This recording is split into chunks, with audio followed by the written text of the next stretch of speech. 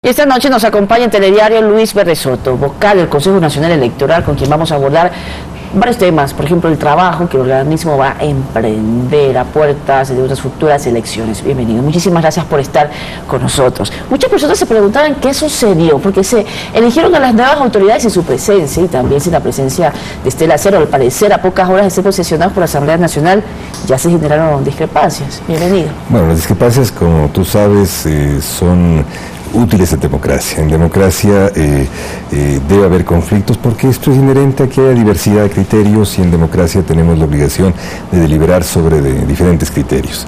Lo que ocurrió fue muy sencillo. Habíamos pedido al conjunto de personas que integran, los 5 integrantes del Consejo de Participación, el Consejo Electoral, de que cumplíamos el reglamento que implica 12 horas entre la convocatoria y la ejecución de la reunión de pleno. Ese pedían que se postergue la fecha. Primero pedimos que se postergue la reunión, no se postergue, sino que se cumpla el horario de la reunión, que una vez que se convoca tiene 12 horas para hacerlo.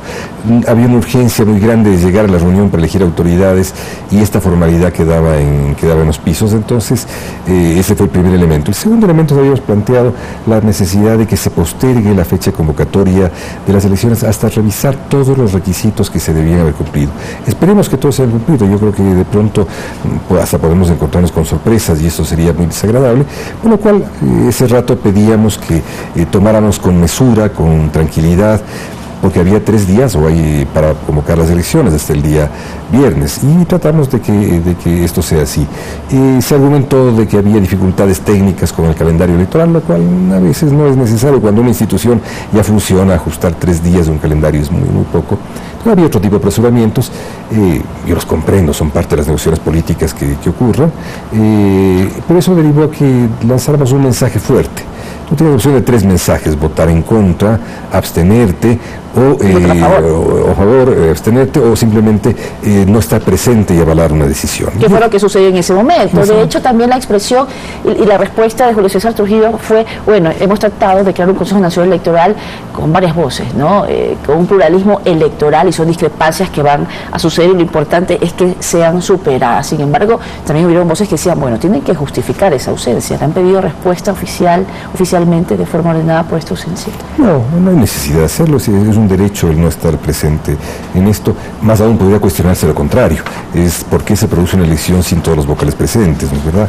Yo veo que tú has tomado el mensaje del doctor Trujillo de modo integral. El mensaje del doctor Trujillo es una persona con mucha sabiduría y antigüedad histórica y política en el Ecuador, pues plantea lo obvio: en democracia debe haber diversidad, hay que atacar frontalmente la diversidad, hay que procesarla deliberativamente y salir de ella. Y esto es lo que efectivamente ocurrió. Al día siguiente nosotros debemos estar presentes en la reunión del Pleno y seguido normalmente la vida institucional, como hasta este momento acabamos de terminar la sesión correspondiente, seguimos trabajando, hemos llegado a tomar muchas decisiones, hemos examinado con el Consejo transitorio lo que habían realizado y ahora estamos ya caminando en todos los pasos que hay que caminar dentro de la vida institucional. Se ha pedido además auditar todo lo procedido por los anteriores vocales. No por los vocales, sino simplemente, primero y fundamentalmente, todo lo actuado por los consejos electorales cesados. ¿Y el transitorio? Y el transitorio también hemos pedido que se extienda, como es obvio, toda institución que tú asumes, tienes que pedir aquello, ¿no es verdad? Revisar todo lo procedido, incluso lo que ustedes irán a hacer posteriormente. Va a pasar con lo propio, siguiente, pero con una diferencia entre los vocales, entre el Consejo Electoral Transitorio y los consejos electorales cesados. Hay una diferencia extraordinaria. No tenemos por qué confundir aquellas dos diferentes situaciones. Son 2 pedidos diferentes. El mismo ha sido realizado por el Consejo Electoral Transitorio sobre los cesados. Y esto es sano en democracia. Esto no tiene ninguna novedad, diría yo. Simplemente debemos transparentar a la ciudadanía, que es lo que necesita, porque de hecho yo también quería preguntarle de qué forma la Casa de la Democracia en este momento, en este nuevo momento político también que se está viviendo en el país a puertas de unas elecciones, ya están convocadas las elecciones, tienen que cumplirse íntegramente los requisitos para las inscripciones desde los organismos, desde los partidos políticos, las organizaciones sociales, de qué forma garantizar al país que se va a respetar el voto popular, que va a existir verdadera democracia. Mira, en este momento hay extraordinarias condiciones para lograr mejores niveles de equidad política. Primero, no tenemos fuerzas políticas que desborden los tamaños, no hay ni idea de un partido único, sino más bien tenemos una situación parecida al inicio de la democracia, de un conjunto de partidos más o menos equilibrado. La segunda, al haber un conjunto de partidos más o menos equilibrado, te permite tener mejores condiciones de que todos ellos adquieran confianza sobre las condiciones para el enfrentamiento político, para la discusión política y consiguientemente incluso para hacer las reformas correspondientes a partir de marzo, ¿no es verdad? La tercera razón fuerte que existe en este momento es de que hay, yo diría, un germen de confianza muy importante sembrado por el Consejo Electoral anterior, el transitorio, y que puede ser transmitido hacia Es un país desconfiado. Es un país que tiene un tráfico de desconfianza muy grande. Si algo desconfían, como tú sabes, las regiones desconfían de otro, las provincias desconfían de otro, y entre los actores se desconfía mucho. En este país es caso de construir confianza, de construir credibilidad. La función del Tribunal Electoral, del Consejo Electoral, es construir esa confianza, no solamente transmitirla.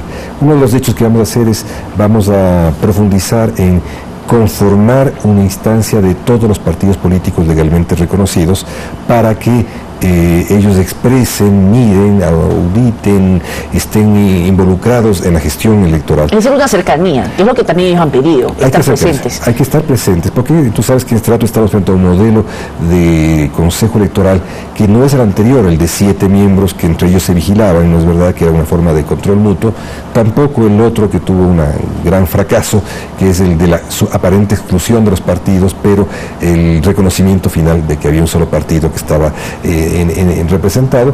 Ahora lo que se trata es más bien de una fórmula mixta, y en las fórmulas mixtas el número de partidos se reduce. Habiendo solamente 2 partidos dentro del Consejo Nacional Electoral, es necesario que el resto de partidos estén presentes, el resto de partidos de algún modo miren lo que ocurre, estén y puedan incorporar y transmitir a la ciudadanía lo que está pasando. ¿Y el Código de la Democracia va en concordancia con la realidad electoral que vive el país, a estos avances y necesidades también de un nuevo momento político? No, ese Código de la Democracia es un Código de Democracia hecho durante una, concebido desde una visión más bien tendiente al endurecimiento de la democracia, tendiente a la pérdida de atributos de la democracia. Es un código que necesita muchísimos cambios, tanto en los procedimientos como en la concepción misma, y que estos habrá que hacerlos a partir desde el 21 de marzo del 2019, una vez que el Congreso esté en plenitud de capacidad de aprobar todo. Esto implica que durante este periodo estamos trabajando, yo mismo tengo ya una propuesta elaborada por un estupendo jurista y unas otras más que podemos elaborar y acercar para a partir de marzo, te digo, poder lograr que el Congreso trabaje sobre aquello y durante el año en que puede elaborar reformas electorales, porque pierde esa capacidad en marzo del 2020, pueda hacer las reformas del caso. Y estas reformas sean consensuadas por la sociedad política, por la sociedad civil, por la opinión pública. Se recibirán los aportes y las propuestas. Absolutamente todos. Absolutamente todos. Los vocales salientes también han defendido los avances que han tenido en el plan operativo electoral. ¿Qué opinan ustedes? ¿Hay que hacer correcciones? ¿Se ha avanzado realmente? Mira, un país que se moderniza, un país que tiene 70 años de un tribunal electoral ahora convertido en consejo, que tiene 40 años de democracia. Todos debemos recordar que estamos al borde de cumplir 40 años de democracia. Ecuador es el primer país de América Latina en haber alcanzado de modo estable en la segunda ola de democratización de América Latina. Es bastante, 40 años son muchos. Este país debía tener ya una institucionalidad electoral mucho más sólidamente formada, mucho más técnicamente solidificada. Ahora lo que tenemos es la urgencia de que las elecciones funcionen como deben funcionar en cualquier país con estas características, es decir, casi de modo automático. En todos los países debe estar dispuesto el aparato electoral para entrar en elecciones en cualquier momento. Pasa cuando tienes una disposición como la iniciativa popular, como las consultas populares, sin ocasiones grandes tomas en el país, ni mucho menos, sino simplemente es un acercamiento en que debe funcionar casi como un piloto automático.